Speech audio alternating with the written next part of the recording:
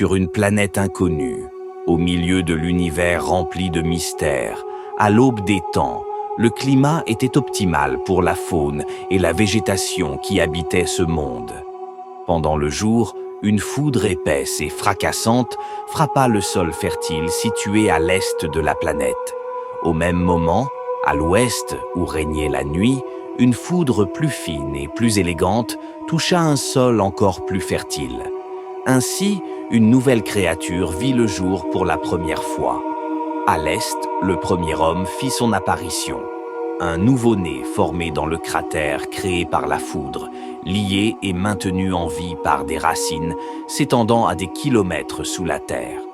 À l'ouest, la première femme apparut également, nourrie par des racines absorbant minéraux, nutriments, eau et chaleur, contribuant à sa croissance rapide.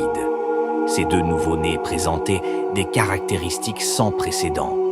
Tous deux possédaient une ossature, un système organique, des organes reproducteurs complets et surtout un cerveau unique. Mais ce qui était encore plus inédit, les deux bébés avaient des membres avec des teintes de peau différentes. Un bras clair et l'autre plus sombre, une jambe bronzée et l'autre très pâle, des mèches de cheveux crépus et lisses, blondes et noires, et un œil plus plissé que l'autre. Ils appartenaient clairement à la même espèce, malgré leurs différences. Étaient-ils imparfaits? À cette époque, la planète regorgeait de vitalité. Les deux bébés, abondamment nourris par les racines, atteignirent l'âge adulte en quelques semaines seulement. Bien qu'ils se trouvaient à l'opposé l'un de l'autre sur la planète, ils se sentaient attirés comme des aimants. Ils entreprirent alors un voyage pour se rejoindre, dénués de vêtements et sans besoin de nourriture, tant que les racines restaient attachées à leur nombril. Une fois réunis, ils ne savaient pas encore communiquer par la parole. Ils s'exprimèrent donc par leur corps, se comprirent par le regard, l'odeur, l'ouïe et le toucher. Ils s'accouplèrent et décidèrent d'explorer l'inconnu ensemble. Pendant des mois, ils voyagèrent jusqu'au jour où les racines se détachèrent du sol. L'homme et la femme, soudainement affamés et assoiffés, comprirent alors qu'ils n'auraient jamais dû se séparer de ces racines. La femme, enceinte, ressentait la faim, la soif et la fatigue de manière décuplée. Ils prirent la décision de s'abriter à l'entrée d'une grotte. Pendant que la femme se reposait, l'homme utilisa son seul et unique pouvoir, la réflexion.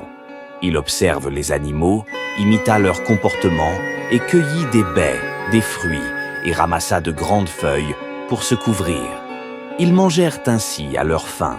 Après quelques semaines, l'homme et la femme apprirent à communiquer par gestes et onomatopées. Ils acquirent peu à peu les connaissances essentielles pour survivre dans ce monde. Un jour, la femme donna naissance à deux jumeaux différents, l'un à la peau claire, l'autre à la peau foncée. Ils comprirent que la reproduction menait à l'augmentation de leur nombre. Alors, ils s'accouplèrent encore et encore. Cependant, la grotte se retrouva vite remplie de garçons et de filles. Ils décidèrent alors de se déplacer en famille vers le nord. Malheureusement, certains au teint plus foncé ne supportèrent pas le froid et moururent. Ils se dirigèrent ensuite vers le sud, mais cette fois, ce fut au tour de ceux au teint plus clair de périr sous la chaleur. De nombreuses années passèrent avant qu'ils ne trouvent un habitat adapté à tous. Les deux parents moururent le même jour, retournant aux racines, comme on dit. Les aînés commencèrent à se quereller jusqu'à ce qu'ils trouvent une solution. Ceux à la peau claire habiteraient les régions froides et ceux à la peau foncée, les zones chaudes. Avec le temps, ils apprirent de plus en plus sur ce monde et leurs idées, pensées et objectifs évoluèrent selon les individus. Ils savaient que la planète était à leur disposition pour satisfaire leurs désirs. Mais à quel prix ?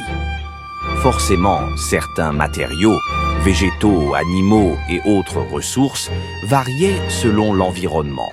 Certains prospéraient dans les zones chaudes, d'autres dans les régions froides. Les hommes avaient appris à communiquer, se protéger, se reproduire, se nourrir, réfléchir, élaborer des stratégies et à tuer. Je vous laisse donc imaginer la suite.